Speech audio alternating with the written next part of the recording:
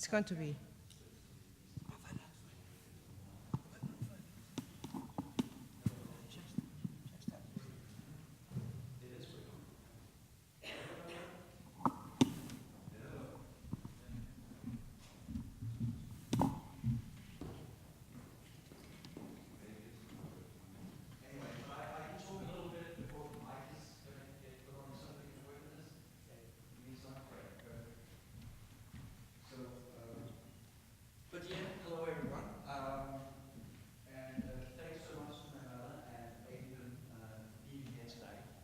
This is actually, can you all hear me? Yes. Good. So this is actually our fifth time in Lisbon, the Lisbon area.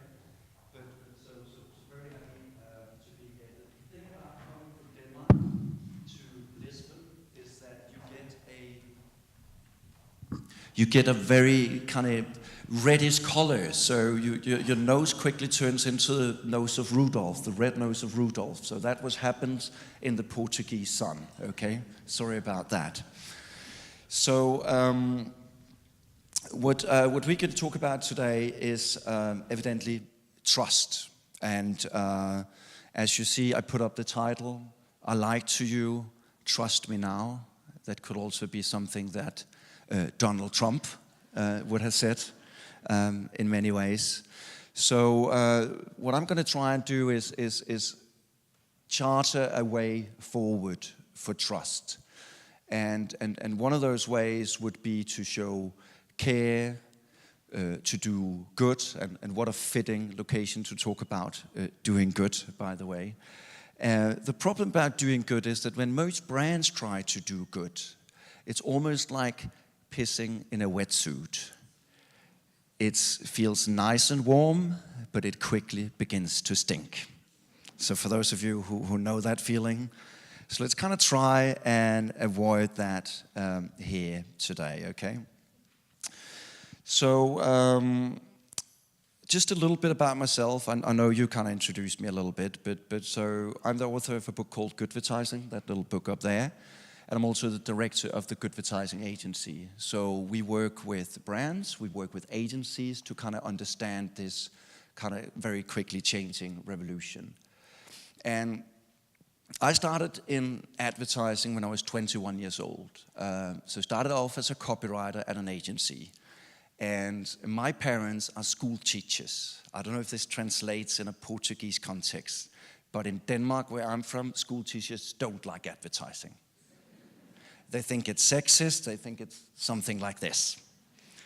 And in the very beginning, I would say to my mom and dad, but this is just an advertising selling baguette, okay? And you all know in advertising, for some weird reason, there's three elements: puppies, babies, and sex. And I promise you, I'll have all three elements in this presentation just to keep you awake. So make sure that there's both puppies, babies, and sex in the presentation, okay? So at the time, working advertising for 10 years, started my own agency, a media independent agency called Incognito. Worked and worked and worked. And then at one point, I felt, why am I doing this? What am I actually benefiting? And I think my light bulb moment was around COP15. You heard about the climate summits, right? This is like endless episodes of Friends. You know, a lot of talk, but nothing really happens. And so I put a lot of confidence into our elected leaders to create change. But as we all know today, this kind of happened. Nothing happened. So I kind of said, since companies, since brands are part of the problem, maybe we can also turn them part of the solution. And that's why I wrote Good Advertising, to challenge the industry to become much more responsible, and as a way forward to regain the trust that we have already lost as brands. Because if you think about it, most of the conversations we have today is about making our product the king. That's where we're here for, you know, making it bigger, stronger, faster. So that's kind of the usual advertising spiel. It needs to be big. But I guess in these digital days, the problem is, you know, what is big? I mean, when people say big or huge, can we really trust them? Is huge really huge? And I think that is the thing that has changed since I started in advertising, is really how to rebuild trust, because when we put out a message, it's being challenged. So we can say big, but we all know it might not be that big. So this is actually an artwork put up by an artist kind of trying to kind of challenge the things that Trump was saying. And I think the biggest shift, and probably all of you in this room know that, but you know, we started out with this one-to-many communication model. But today, we don't hold any power in this room anymore. And I think that is quite a scary feeling. We don't have the power. The guy who got the power today is this guy. The consumer, people. Let's call them people. They hold the power. If you think about it, 2 billion people today have an internet-connected phone that can tweet, that can talk back with whatever you put forward. This is, by the way, the first baby that you're going to see. So we have the baby's point already settled, okay? So that's important. So when you say things, and I remember this, I would get a brief on my table, and it would be talk about, you know, the great tasting coffee. I don't know, do you have Dunkin' Donuts here? No, okay. Have anybody tried to taste a Dunkin' Donut coffee ever? Good, okay. So when Dunkin' Donuts, who actually makes donuts, go out in the advertising and say, we make great tasting coffee, of course people talk back, like this woman says, it actually tastes like disgusting sludge. So how can we regain trust when we keep telling stories that people might not actually think is true? So we need to start with being honest to ourselves if we want to solve this. And I think what's happening right now is, as we try to want to regain trust, we become even more desperate in our media attempts, unfortunately. And I think Manuela and I actually talked about this yesterday, that, you know, when we don't see the engagement in digital media anymore, we try more fiercely to fight back. And one of the things, you all know pre-roll ads, right? The little thing that starts before the content that you actually want to see. I call it the 7-second prison sentence, because all we want to do is actually just click that little button and see the content. Isn't that true? So most of the time, try to put yourselves in your own shoes and say, is this really the way that I want to be engaged? Does this really add value?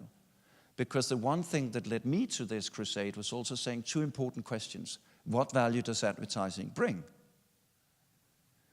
And I think a lot of it has changed, because at one point it was about information. And today, information is just a click on a button away. You can Google, you can search, you can ask your friends. So maybe not that informative anymore.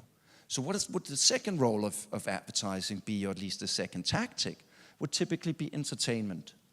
But entertainment these days, when entertainment companies can't even live off being entertaining, then we have a big, big issue. So where we're going to start is actually saying, people don't really like brands too much. You probably heard the Have as Meaningful Brand survey that says that the majority of people don't care if half of this world's brands disappear or not. Half of you in this room, people don't really care. And when you ask them, it's even more terrifying. So they say something like this, and this is really, really harsh. This is a survey done by a company called We Are Social. They analyzed 5 million Twitter impressions. So this is real stuff that people say about advertising. 2 million of those were negative, 3 million of those are positive. So where do we actually go from here? When people feel lied to and they feel betrayed, and also that they still have the power. I mean, back in the days, we had the power in our hands and we could tell people whatever. Today, I mean, the amount of content that's out there, I mean, the amount of content that we all upload on a daily basis, it's amazing. And how are you going to compete with all of that? That is really the big challenge. And especially with the young generation.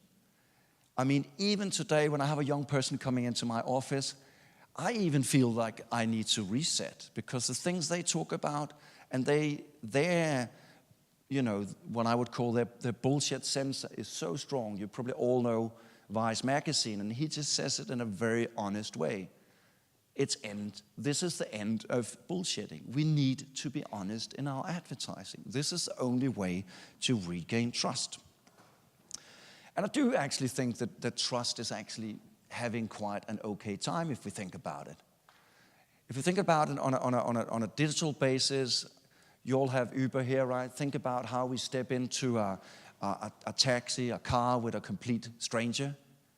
That's trust. So trust does exist. I mean, trust also exists when you go down to your little corner store and you buy your vegetables. Then trust comes by a first name. I think the problem is trust in big brands, because you don't have that face that can be trusted that easily. And you might not have the trust that digital gives you. So what is the way forward for you? And I think a lot of the way that trust can be refound is, and I think this is an opportunity, because in most relationships, you don't get a second chance, okay? If you do something bad, a sorry might not suffice. But this time, people actually say, 86% of people across markets say that they want big brands to stand up to some of the biggest challenges today, such as climate change, such as making a better life. And what's good about this is that brands have always been about creating a better life. I believe so. If you look at it, well, no, that was a different one, but we can talk about that one as well. Doesn't matter. So anyway, so that's why when you come out with a story about better tasting beverages, people suddenly start calling you out, and then that's when you come on the front cover of Business, Bloomberg magazine. But anyway, let's talk about a good life, much more interesting. So this is how a good life looked like, and this might seem like times far away, but you know, they have like a little engine on the boat, they actually got a second engine, they got a nice bicycle, they got a pool. So the whole narrative for brands was, you know, buy yourself a better life, consume your way to a better life, and everything is gonna be great. So that was how it used to be. And in many ways, I think that is still one of the main narratives. You have Black Friday here as well, a US invention, right? Kind of looks a little bit like this, quite a dramatic way. But I think if we want to create a new form of better life, and I think this is where it becomes interesting, because in many ways, advertising is like alcoholism. It makes you believe that that next thing you're going to buy is going to make you happy. And I think it's about time we change the narrative, because we are faced with increasing consumerism. And if you think about all the stuff we have, this is a small family in rural China, and that's all the stuff that they have. The problem is now, with 7 billion people on the planet, we're soon 9 billion people. We can't even actually make enough stuff for the 7 billion. So how are we going to cope with 9 billion new consumers? That's all going to want that little nice better life that we saw in the other picture. So that is also one of the things. When we tell people about a better world, what is that better world? Should we create a different better world for them? So when we do our stuff and we put our packaging and all that stuff out there, unfortunately, it ends up here. So the thing that people are seeing from you guys is not that positive. I don't know, have any of you seen this image before? Nope. The first time I saw it, it got stuck in my mind. This is on a small island called Midway Island. It's 2,000 kilometers off the nearest coast. And albatross is swallowing in plastics. And it's actually said that in 2030, there might be more plastic in the ocean than fish. And that is a very scary statistic. But as I said, I think the power that you all have in the room here is to take that and reverse that and tell people a different story about a better life. And I think that's very interesting. Because if you look at the stories that we are used to telling, you all know the brand Always, right? So they would come out with a story about hygiene pads, and they would say, great absorption. You all seen the doctors, and they would put on the green ink, and we would all sit there, and I'm like, why did we believe that stuff in the first place, right? Then as a creative and working at an advertising agency, you would try to make that even more creative and come up with an even more creative way of saying it. So you would say, sucking power like a hurricane. And you would feel, now I'm being creative. Now women are going to buy into this. So that's how we used to do it. You know, brand is king. Let's talk about the brand. But what's interesting today is, if we remember the little baby from before, we don't hold the power. You know, a brand is not what you tell people it is, but what people are telling each other it is. So how can we change these conversations about the stuff that matters to people? How can you tell them a story about a different life? And why I use always as an example is that I thought from a P&G perspective, a very kind of old school marketing machine that perfected the jingle, that perfected a little 15-second advertisement with the logo up in the left corner. It was all measured and was all targeted. And they went in a completely different direction, and they did the Like a Girl campaign. I'm sure you have all seen Like a Girl, the campaign, right? Won a lot of accolades. And what's interesting about that campaign is that suddenly it created something that young girls could talk about on social media. So they said, we're going to step back and we're going to create content that people care about. And that works in this digital world. I don't know how many of you, especially the girls in this room, have ever made a Facebook update about a hygiene pad and its sucking power. Nobody? Have you ever seen that? You should use this hygiene pad. I've never seen that update. So suddenly talking about something that matters to young women, empowering them, challenging what it means to be a girl. So what I want you to consider is stepping back a little bit. Don't talk about product. Talk about your role as a company in this world. Think about it as a dinner table, because that is what the internet in many aspects are. You're at a dinner table and you want to talk about something. It's difficult to keep a conversation going about hygiene pads for a very long time before people look at you a little bit bored. So talk about stuff that matters and have a strong and interesting opinion. So that is what I want you to challenge to find, something that you can talk about that matters. And that's why I'm so interested in the good space, the care space, because if you show care towards people, they're going to care about you. So we're going to explore some of those stories. And I see this change happening. So I've been in this space for probably 8 years now. And 8 years ago, actually back when my book was published in 2012, this was pretty new. There was not a lot of interesting stuff out there anymore. But this is really changing rapidly. So for those of you who follow the Super Bowl, it's kind of the biggest advertising event in the world. There was so many companies suddenly talking about their role in the world, activism. This is just one of them. For Kia, a hybrid car, I was talking about how easy it is to save the world. So 11 out of 51 commercials in this Super Bowl was about what I would call good advertising. A brand that is trying to talk about the good they're doing in the world. I've never seen that before, so that's quite unprecedented. So what you need to find is these stories of care, these conversations that can make a difference for people. This is one from India. I mean, in India, it's still a very male-dominated society. So this campaign made a huge buzz because they tried to go out and say, maybe men should also do their part. And they called it #ShareTheLoad. Of course, it was quite a big thought, and it made a lot of discussions, even in Parliament, about the role of the man in the Indian society. So what I see is these brands not only just talking about the little good they're doing, but they're taking quite a big stance. Another example, I don't know how many of you, do you know Lynx Axe, the deodorant? Do you have that here? Yeah, good. So when I was a teenager, I used to have Lynx Marine. And Lynx Marine, everybody remember the Lynx or Axe. Is it called Axe or Lynx? Yeah, Axe. Axe, yes. So everybody remember the Axe commercials, right? You'd spray yourself and you'd be surrounded by beautiful women. It was that easy, and I believed in that advertising at the point. Since then, as most of you know, Unilever have kind of changed directions a little bit, and Paul Polman talks about responsibility. So having Axe in a portfolio that's pretty a sexist brand in many ways, wasn't good. And the first, I think it was 2 years back, they wanted to talk about peace, which I thought was quite an easy attempt. If they probably looked at some surveys, they saw millennials. The one thing they care most about is peace. Let's pick that in our communication. That's not really how it works. But they found a different topic in UK that has worked tremendously well. And I'm quite impressed because if you think about it, Axe is kind of a rebellious brand. So what other thing could they choose to rebel against? And they actually found out that the one thing that is killing men today's society is suicide.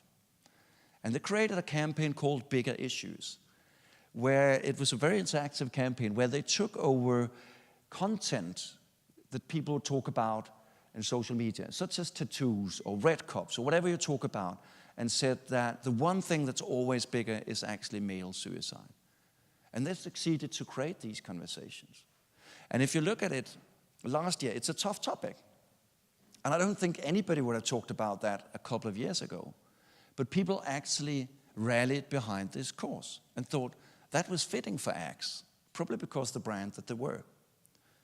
So it's really interesting to see how these brands are becoming much more activist and trying to regain trust by having a strong opinion. Last year in Cannes, out of half the Gold Lions, so the World Cup of Advertising, out of half the Gold Lions had some sort of purpose, some sort of opinion to them. So this is not something that's going away any day soon. And if we look at some of the surveys out there, this is from the Gunn report. It looks at all the award-winning work. And this is the 17 most effective ones. So where do you get the most bang for your money? This is the 17 most effective one.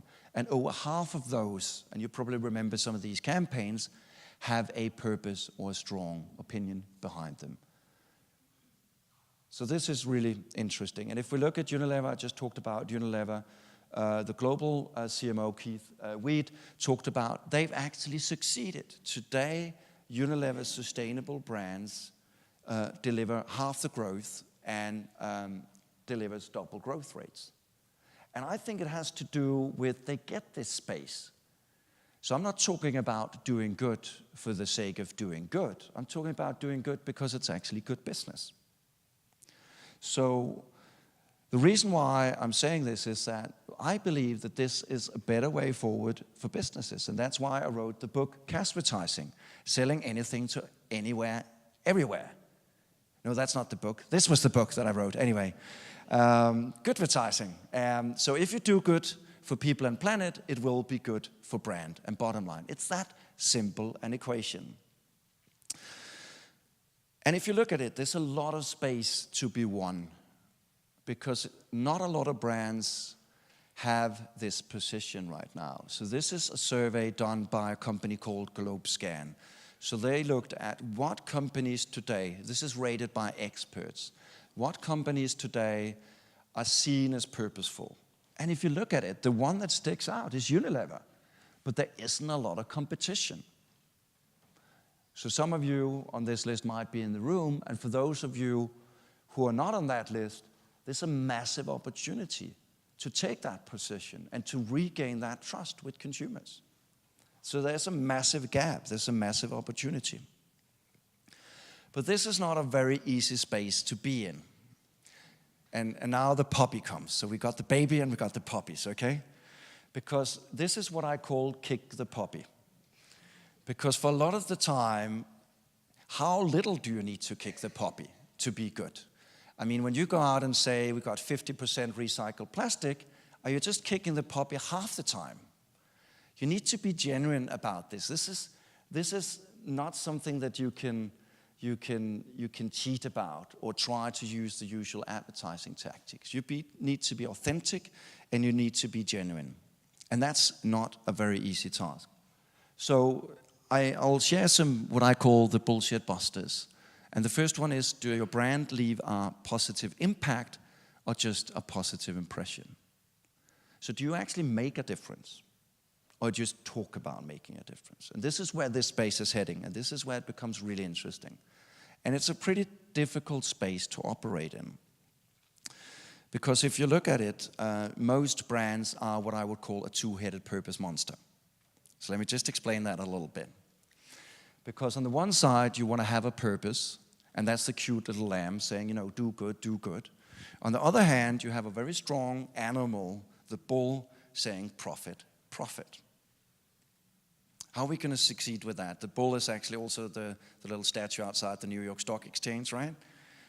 So this is why it goes wrong, because you have a thing that says profit, purpose, profit, purpose. And I'm sure that you deal with this in your daily lives all the time, right? What we're creating is essentially a car that cannot drive.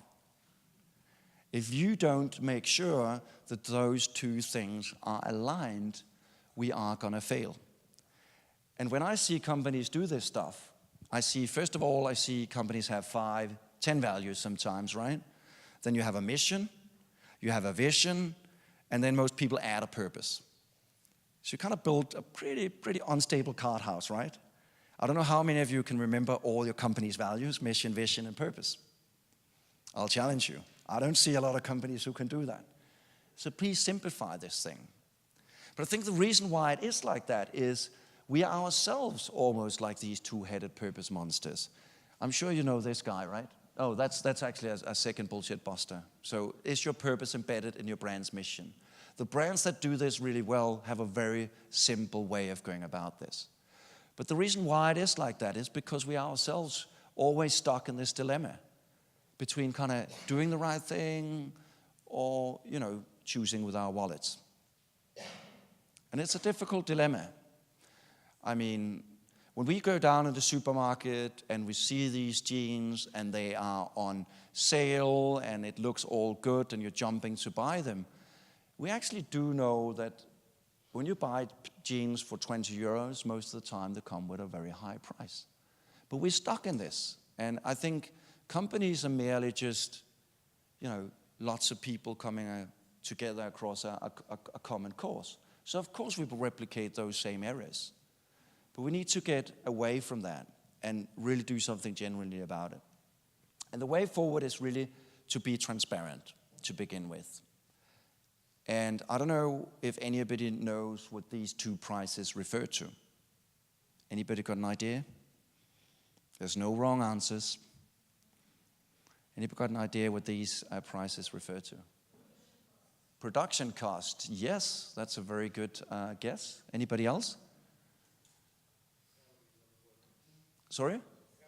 Salary of the worker. I'm not sure a Puma worker would earn that much. I think they would be very happy to earn that much, unless it's like a monthly salary maybe. It actually refers to the environmental damage of that product. So in 2011, the CEO of Puma at the time, Justin Seitz, when he was doing his annual meeting and sharing all the results and stuff, he also said, we have damaged the planet for 148 million euros. So think about how bold that is as a CEO. We earned a hell of a lot of money, but we also damaged the planet for 148 million euros. The reason he said that was, what you cannot measure, you cannot change. And this was the first step.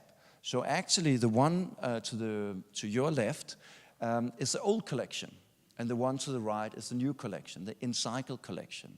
And if you look at it on a product basis, it kind of looks like this. So there's a price on carbon emission, water usage, air pollution, land use, et cetera, et cetera. So this is a way to move forward and move way away from just doing marketing gimmicks, but actually saying what is the true positive impact that you are doing.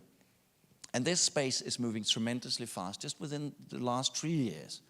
One brand who's completely honest, funnily enough called Honest Buy, is a clothing brand. They show everything. They show the price of the textiles, they show how much the workers earn, they even show their retail markup and how much they earn. So complete transparency.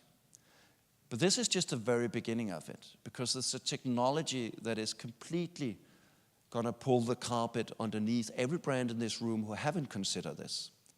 And it's called blockchain. Probably a lot of you have heard about blockchain. But the people who are involved in the blockchain community say that it might be a big innovation as the internet itself. So what blockchain technology can do is it can trace everything in a peer-to-peer reviewed thing. So this is an example from a fishing industry. So this is by a company called Provenance. They deliver blockchain technologies. So you can see the guy who picked the fish, you can see the woman who packaged the fish, you can see the truck driver who drove the truck, and all of this can be peer reviewed. So if you question something, you can write people and you can interact. So that's complete transparency.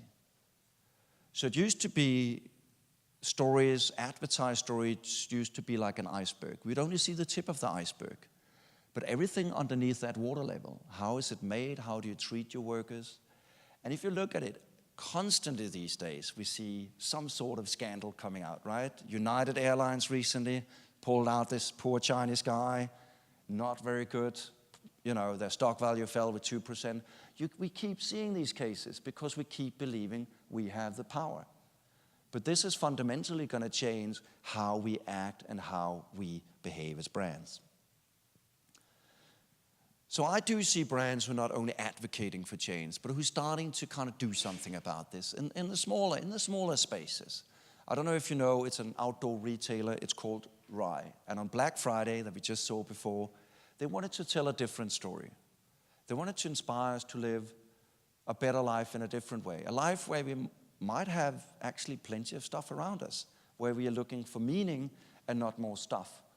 I think for most of you who have young teenagers, you'll probably see this, that stuff doesn't matter as much anymore as it used to do when I grew up. I mean, my brother's oldest daughter, she's 13. You know, when I was 13, I would wish for a PlayStation, a TV. She wished for a parachute jump. She's 13. She wanted that experience. So they value meaning more than stuff. So what Rye did on Black Friday was to ask people to opt outside, to not go into the stores and buy stuff, but to go and enjoy nature. It makes sense if you're an outdoor retailer and your target group is people who love the outdoor. And it was a success. I mean, they actually got millions of people to go out and enjoy the outdoors. And the other story behind this is actually they also made quite a nice profit.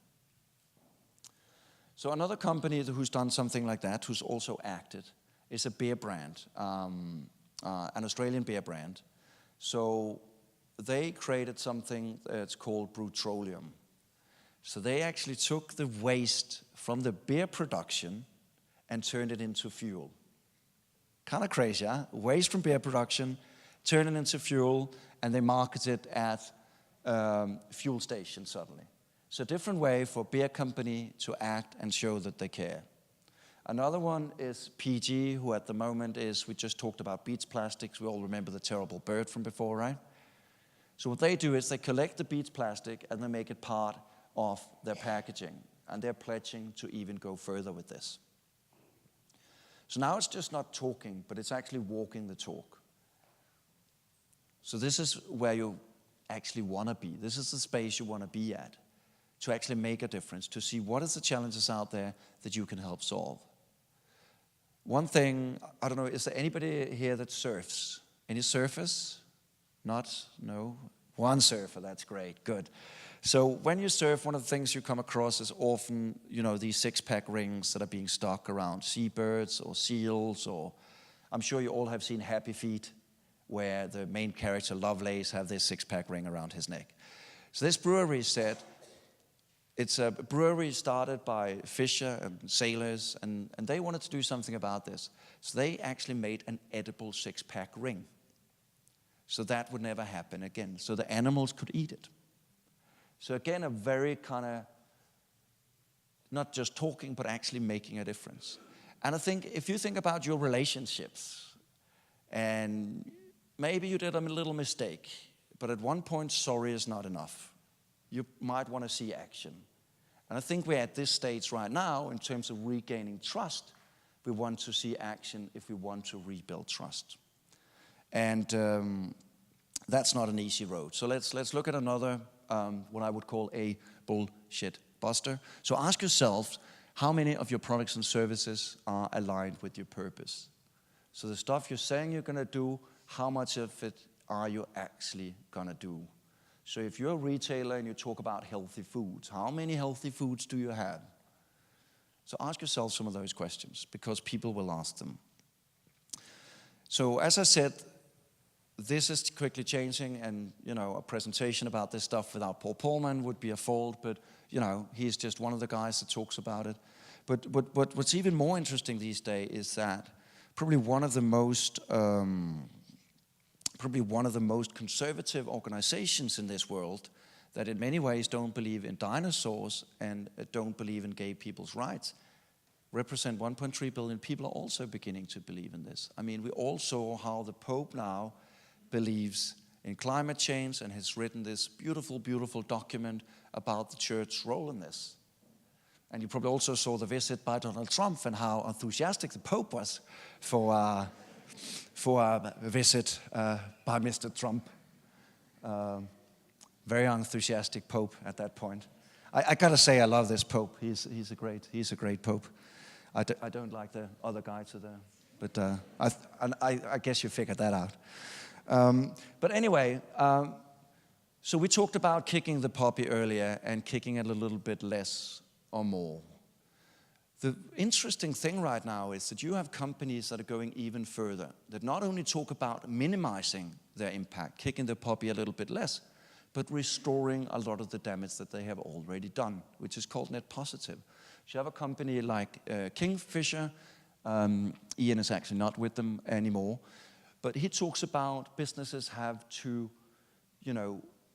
reinvigorate, to replant. And one of the pledges they put forward is that they are actually going to plant more forest than they use, which is kind of mind-boggling, right?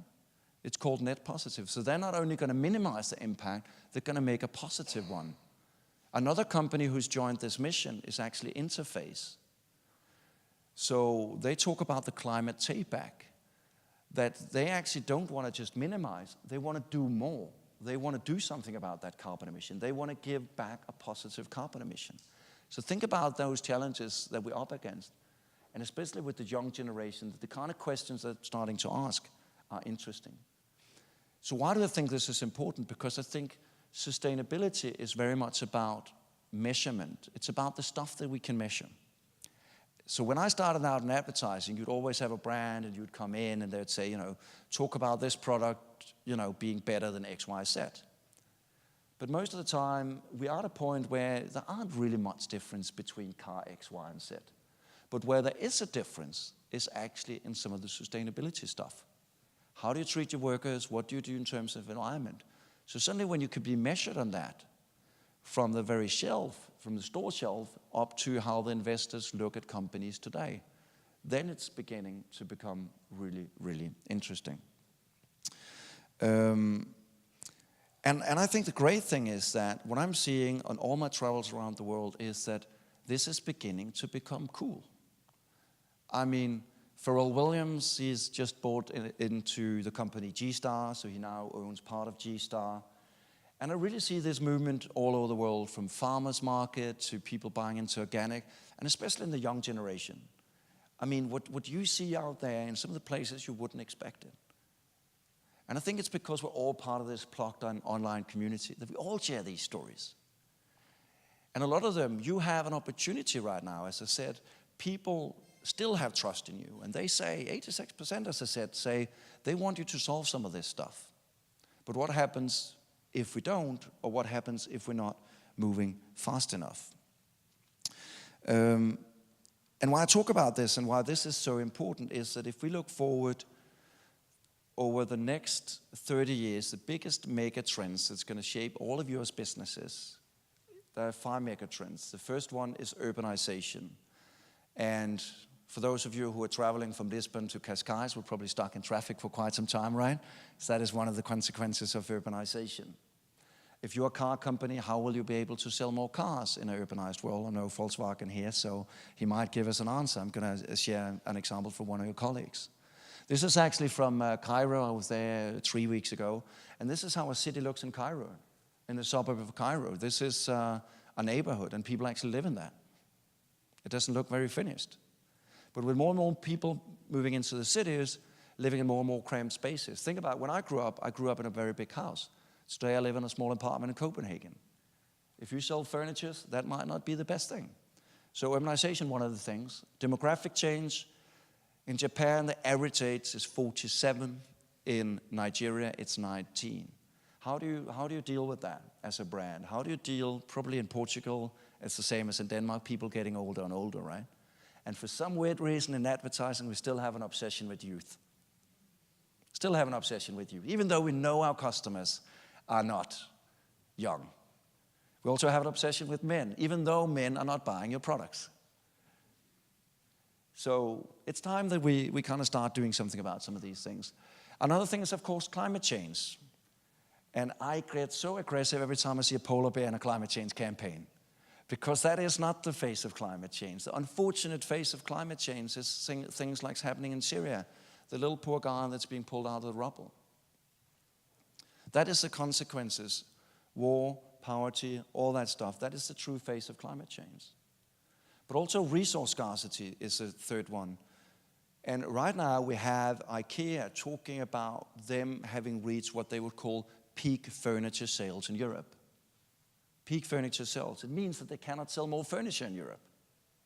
Isn't that mind-boggling to go out and admit that? So they're going to change their business model. They're going to find another way. One of the things they looked at was reselling. So when you finished using your IKEA furniture, you would normally sell it on eBay or you would sell it on a flea market. They want to own part of that process. And in Denmark alone, that is a 4 billion euro market, to own the reused products. Patagonia and others are already doing that. Another thing they're doing is creating modular furniture. So you probably all know that at one point your wife or girlfriend will look at the couch and say, I don't like the yellow color, Thomas. I'm like, oh, come on, we can't buy a new couch. We bought it 3 years ago, right? So that's a constant struggle. So one of the things they looked at is rather than changing the couch, you can just change the cushions and the legs and all that stuff. So actually creating different types of sales. A fourth one is economic shift. We talked quite a bit about it, I guess, that we all at one point going to see the G7 move into the emerging 7 and the aspirations that follow. Hopefully we can create different aspirations. This is actually from a Twitter handle called Rich Kids on Instagram. This is not the sort of sustainable life you should aspire towards, but unfortunately in some markets they do. This is actually a historic picture because this is from Saudi Arabia. And last month it was forbidden now to have endangered animals as pets. So I guess the country is slowly but surely moving forward. The last one, and I'm sure that a lot of you have dealt with that one, is digitalization. And this as well is a historic picture because this car drives 42 miles per hour through a 35 miles per hour zone. And the cop stops the car, pulls the car over, and looks into the driver's seat, and there's nobody there. So it's the first time in history somebody stopped a driverless car. So that's quite interesting. But if you think about how you still struggle, so out of 5 global megatrends, 4 of them have to do with sustainability, 1 have to do with digital. Think about how many of you still struggle with digitalization. Then think about how many of you are going to struggle with the 4 other areas that you are going to face. So that is the real challenge. And the thing is right now that where you're going to look for solving some of these issues is almost behaving like a documentary filmmaker. You know, go out and see what issues can my brand solve? What can I do genuinely as a brand to lessen my impact or to make a difference in people's lives? And I see a lot of cases. One of the exercises I tend to always say to brands to do is to open your newspapers, open your magazines, look through them with brand eyes and say, could my brand do something here? Could we help fix this? Should we minimize something here? And it's a really good exercise. One of the things that I came across was actually doing the World Cup the Olympics in Rio. And you saw all these big brands spending a lot of money, sponsoring the Olympics. But then I read this article that actually the sailors and the swimmers get slower times because of all the garbage. So I thought, what a brilliant cause. If you want to support sportsmen, why don't you just clean up the sea? That would be an amazing cause for brands to take on. So start thinking like that. Think about solutions, how your brand can actually solve some of this stuff out there. But the problem is we're not really moving fast enough at the moment, because this is not just about the incremental changes. This is really about changing the whole industry. And the thing is, this is happening pretty quickly. So you probably all know these 2 guys, right? Bill Gates and Steve Jobs in a small bromance. They look so young at that point. So the thing about nerds is that nerds are fantastic. So never bully nerds. If you went to school and bullied a nerd, that was dumb, because nerds always win, and also in this case. So I'm going to share some nerd stories with you, just to kind of show how quickly this is moving, right? So the first nerd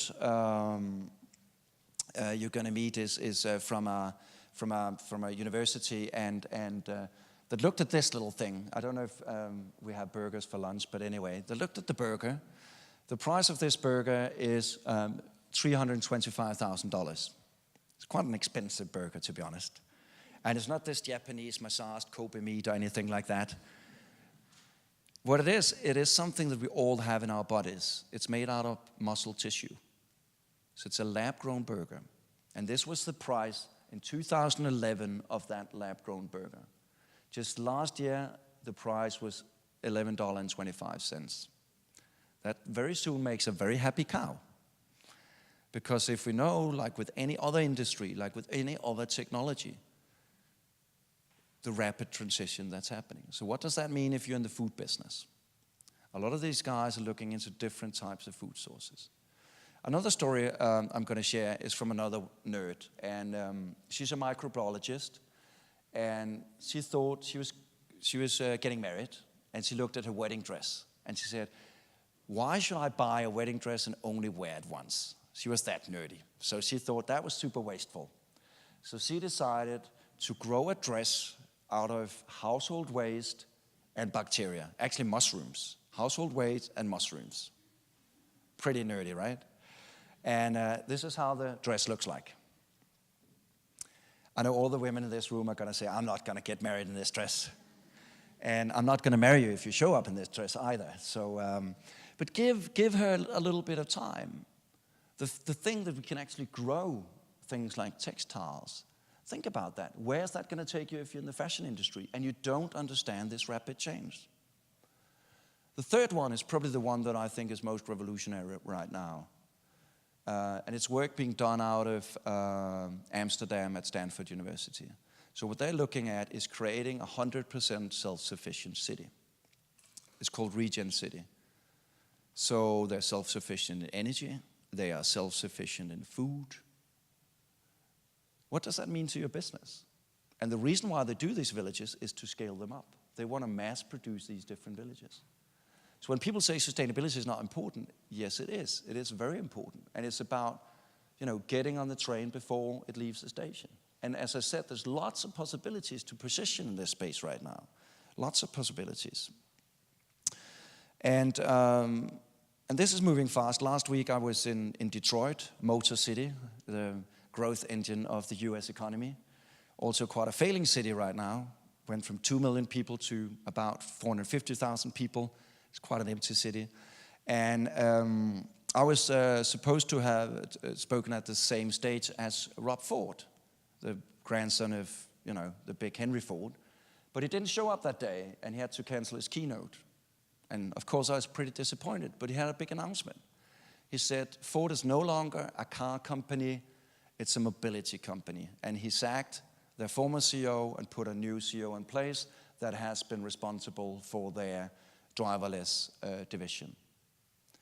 That is not the only car company talking about this. BMW have from time talked about also being a mobility company. One of the things they've done in my city is that they have taken their hybrid car and they created a program called Drive Now. So when I leave the train station, there's a car outside. I can open it with my phone. I can drive it wherever I want. I can leave it wherever I want. And that's it. So they're part of the infrastructure. So they're going back to the urbanization thing. So these things are rapidly changing. And probably a lot of you here in the room have recycling programs of sorts, recycling cups or things like that, or using recycled materials. But while you're doing that, a guy called Elon Musk, we hear Elon Musk all the time, he's recycling space rockets. I mean, think where we're moving. And probably one of the innovations that I'm most excited about is the fact that how do you tell a story about a better life that people buy into? Because it can quite often become some hippie nonsense that you don't want to buy into. How do you make it aspirational? How do you make it something that people really want? And one of the things he did was this. He made it normal. So this is actually a roof with solar panels on the roof. And what he even did was, so it looks like a normal roof, but he even gave people choices like we used to. So this is kind of where we're heading. If we want to do something, we're going to make it normal for people and give them that dream. So I talked a lot about purpose and the two-headed purpose monster and where those things are heading. So I know I'm taking you on quite a long trip to where these things are going. And what's interesting is that, I don't know how many of you remember this guy, but this guy is Steve Howard, the CEO of Starbucks. And Starbucks used to be probably one of the most purposeful companies in the world, I would say. They've done a lot of great stuff, and he's on the front cover of Time magazine because he's doing lots of stuff for veterans, employment, education, all that stuff. The problem these days, as I talked about, you have the little top of the iceberg, but you have everything underneath the water level. And probably you all heard these stories, but the problem is when you ask about what good are they really doing? Are they kicking the puppy a little or a lot? And you found out they're paying the same tax as an Austrian sausage stall or a blue-collar worker in the UK. So that's not good. So they're being challenged. But one of the things that I think is quite fascinating is a young girl who wanted a job in Starbucks, and she went in there and she couldn't get the job because she got blue hair. Young Swedish girl, and she said, I thought you were all about diversity. But she set out to do something quite interesting, and this is something that you can probably recognize from a lot of the young people. They don't actually really want to work at companies. If they want to work at companies with purpose, rather they want to start their own business in so many ways. So what she set out to do was create her own chain of organic coffee bicycles, looking something like this, and it's called wheelies. The interesting thing about this model, compared to the Starbucks model, it's a micro-franchise model. So to start a Starbucks, it's a completely different game. But to start a wheelies, it only takes a $5,000 investment. So think about it. If you're up against this as a retailer or as Starbucks, if you wake up in the morning, we talked about the two-headed purpose monster, where do you want to go to work with the most enthusiasm? If you have your own little coffee bicycle, or you have to go to work at Starbucks? Where do you get the best service? At Starbucks, if you work with somebody who have their own coffee bicycle. They have actually, in 4 years, grown into 46 markets. So this is a really fast-growing model. And especially because it works in a different way. It works on a peer-to-peer model. So this is kind of the changing phase of where we're heading. And some of the things he talks about, talking about trust. We talked about, the thick trust that exists between people to people. And I think it's very important that when you're big, you've got to act small. You're going to act very human, authentic. And you're going to show care towards people, because that's when people think you can rebuild trust, when you establish that sort of relationship. Because her mission is actually not a very nice mission. She's actually on a mission to challenge a lot of you big brands in the room, because she doesn't like that business model, which is a challenge, I think. So to wrap up, I think we have 5 points actually. Great. The first point is, of course, trust is earned, and these days it's not very easy to earn it in any aspects. As I said, trust is very personal, so how can you almost be like that little shopkeeper? Don't create campaigns, solve stuff. So it's okay to be an activist brand and to talk about all these things, but can you actually do stuff? Can you actually walk the talk, as we saw Rye did, that we saw Procter & Gamble did?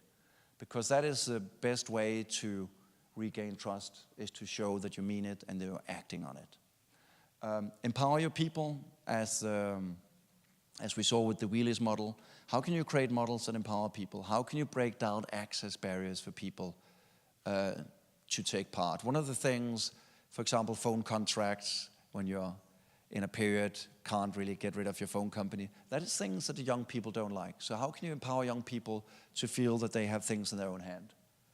Put a man on the moon. This is not about the small changes, incremental changes. This is about transformational changes. As you've seen, the 5 big global megatrends, it takes a lot to do this. And it's not to put a lot of pressure on you here in the room, but it's to make you aware of what is happening right now and make you curious. Because what sustainability can do for marketing, it can actually ground the things that we're talking about and find those stories that are real. So we're not telling stories about something that's not there, or we're trying to blow up product advantages out of proportions. But we talk about things that matter to people, and that's very important. The last challenge, which is really, really difficult, is the challenge of the musical chairs, right? people jumping around. I don't know how it is in Portugal, but in the UK at the moment, the average marketing director sit in his or her chair for 18 months. So how are we going to create any change if you keep moving around? And when I talked about the two-headed purpose monster being ourselves, I once had a talk at Unilever's headquarters, and we talked about all the purpose work they were doing. And at one point, a very young, ambitious CMO raises her hand, and she says, I get this stuff about purpose. I really do. I want to do my part. But I might work in Unilever for this brand, a year more, then I might move to another division in Unilever, I might move to another company. Why should I stick my neck out for doing anything in terms of purpose? My clear answer to you today would be because what I've seen now over the last 10 years has been that this was something nice to talk about. This was something that, like I talked about pissing in the wetsuit, right? You felt a little bit nice about it. The great thing about it these days is that it's actually good business. And it's getting proven time and time again. So just to wrap up, I don't know how many of you know this guy? Anybody? Huh? That is Sir Martin Sorrell. He is the owner of WPP, so he probably owns a lot of the agencies and the media companies, etc. you're working with, right? The most powerful man in advertising. And when I wrote my book, I thought I'm going to reach out to him to listen to what he has to say about good advertising is changing revolution. Remember, this is back in 2012. And he actually on they got a CSR webpage, that's pretty good. And he said, just reach out if you have any questions. So I reached out. And so I wrote him about, what do you think about this thing, about this trend? And he actually wrote me back. So that's good. And he wrote, too much going on, sorry. That is the actual email. It was probably confidential. So if you take pictures of it, remember to tag him in it. I don't take no for an answer. And if you want to succeed in life, you shouldn't take no for an answer. So I wrote him a second email, a much longer email, detailing all the agencies and the great brands that was clients of his. And I actually got an answer back again. Just jammed. And I'm sure that we can kind of all laugh at this right now. But reality is that when you are finished with this conference, you learned a lot yesterday, you learn a lot today. What is going to happen is you go back to your office tomorrow, and the phone keeps ringing, the emails are coming in, and you're going to forget everything that I said and all the other speakers said on this stage, because you're just going to say, sorry, just jammed, doesn't have time to respond to it. So promise me one thing, and it's simple. Just take one of the things that you have heard all these 2 days and do something about it, okay? So thank you so much. Thank you.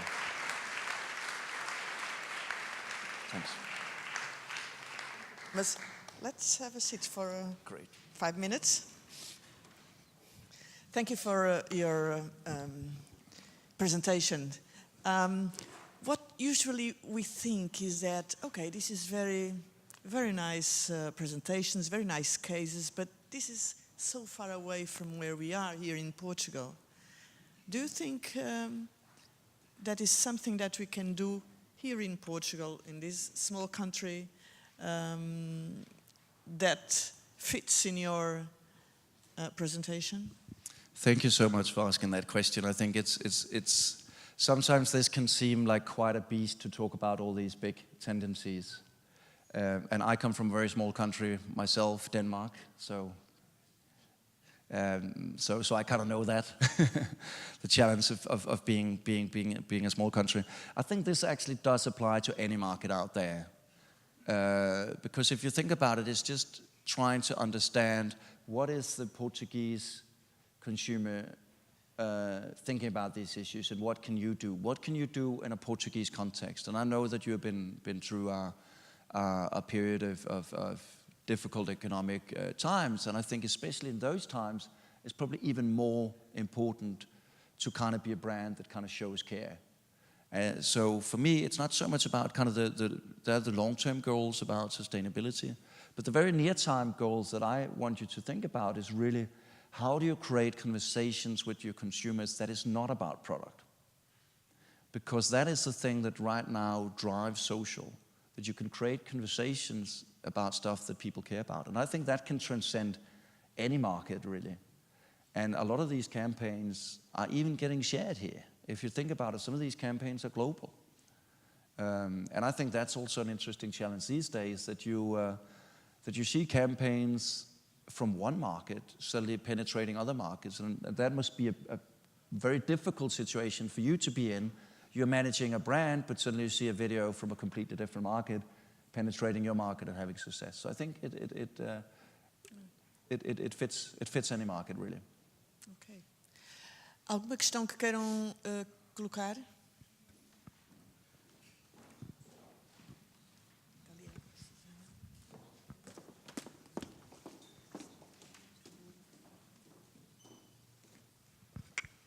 Hello, Thomas. I'm Susana Carvalho from J. Walter Thompson. My boss is that person that you said. Well, a few years ago when Richard Branson and Paul Pullman and all the others launched streaming the big course, I sent him an email, and while his answer was a bit better than that one. But anyways, my question is, and I feel a bit defeated right now with your argument on the moon, the man to the moon, because my point really working on a multinational, and I know how this is, but then I see your example, I see Jonathan Wise's example and so many others. I always thought that, well, I want to be convinced, but I really would like your honest opinion, which is, can we make the difference from the inside? Like in a political party, you know, when we all say always that we are very independent, but maybe we should step in and try to change inside. Of course, transformation is needed and acceleration, but not all the companies can have the same pace. So can we move along with the incremental and as well as transformational points? That's my question to you. Thank you so much, and I'm sure that Martin Sorrell have changed, hopefully a little bit in a better direction as well. So I think that if you look at change, even my story has been about change, traditionally working in advertising and now kind of moving into this space. So I think change always begins with people, and if we actually look at interface, I had the interface example earlier. Their change was actually started by, not by the CEO, but some employees internally in the company who started to ask some of these questions, and then only after then the CEO got involved. So I think the sense of what is called an entrepreneur, somebody who changes the company direction from within, I think is a very strong concept, and I think it's definitely where I see a lot of companies leading this change. But why I think marketing is so interesting in this context is that if we look at the value of companies today, 80% of that value is brand value. Back in the 20s, it was only about 20%. So all the value that all we in this room are custodians of is so important. And I think what marketing can do is it can shine a light on a different direction. And even if we look at, and that's why I like to put that example up there with Always Like a Girl, because it inspires the organization. So I think what I would encourage you to do is, of course, if you want to create the change, you can do that, but start with the small things. Make some small success stories that are going to make your company feel that this is the right way to go about it. And that's also why a lot of the time what I do is just keep showing campaigns and examples from other companies where people have succeeded, because I think we all need that sometimes, that reassurance that we are on the right path, because any change is difficult. So thanks for the question. I hope that answered it.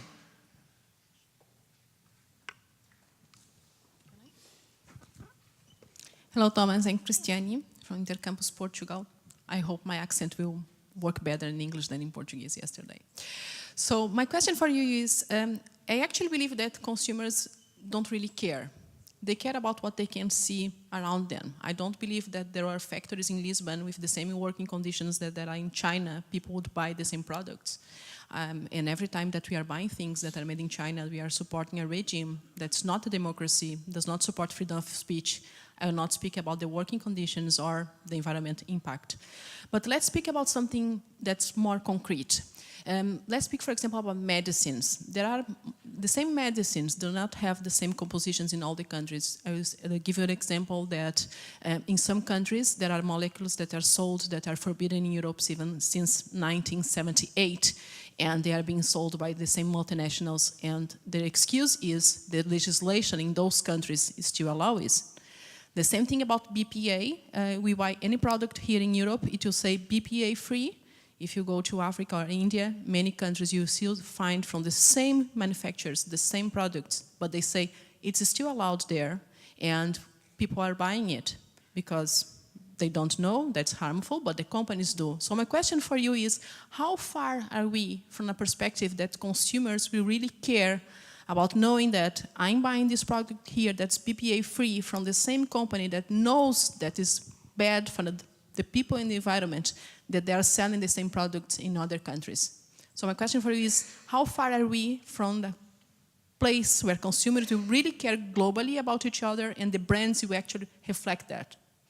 Great, thank you so much. I think, as I said initially, I think there's a massive opportunity for brands to get this position, because I agree with you, and as I said, we also ourselves two-headed monsters, and of course we choose convenience. But what I'm seeing right now is a lot of these purposeful companies are growing quite rapidly. So at one point you have, for example, Chipotle, they've been in a bit of a bad mess. So you see these sustainable companies grow, and I think they're going to grow further in the future. But I think there's an opportunity to tell those stories and change that mindset, because if you tell the story about China really well, I'm sure that you can convince consumers. But back to that other question, I think that is really the question again about the two-headed monster in terms of purpose and profit. I think it's something that every brand is struggling with at the moment in terms of how well educated are the consumers in certain markets. I think my short answer would be that a truly purposeful company would of course try to lead that and apply the high standards across all those markets. I guess that would be the short answer to that. But I think it's always a difficult situation. There's the different competition in the different markets. So, but I think in the ideal world, if you want to live as a purposeful company, that's what you should do. Thank you.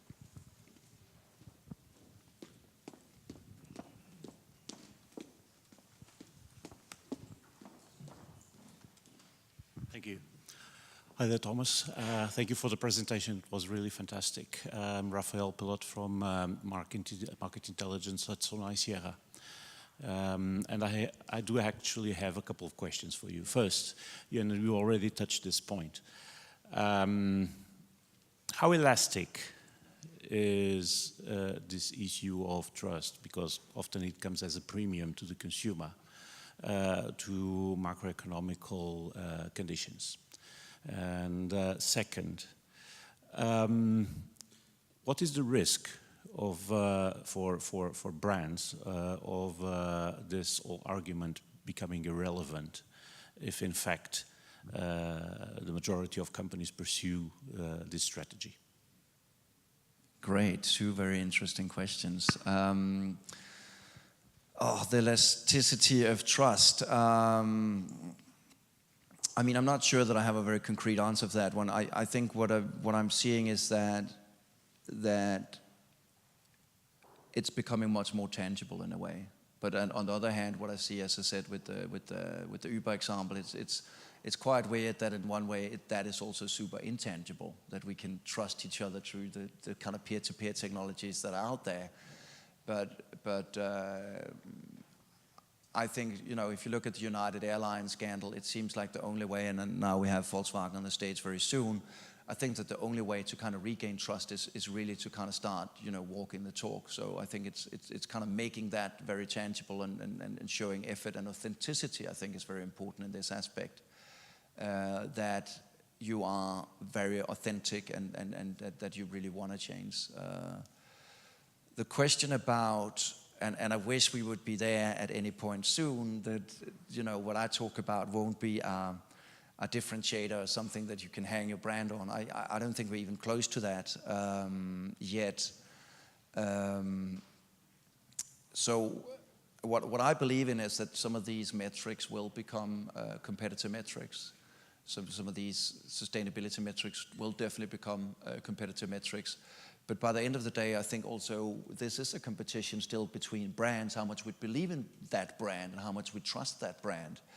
And I think that comes back to the discussion about purpose. How much do people believe that you're not just, plugging products, but you actually want more than that? And for me, why I love advertising is it's because it's about relationships. And I think we have every opportunity right now to deal with these relationships in a different and much more caring way. And I think that is probably the most promising way forward, no matter how we look at it.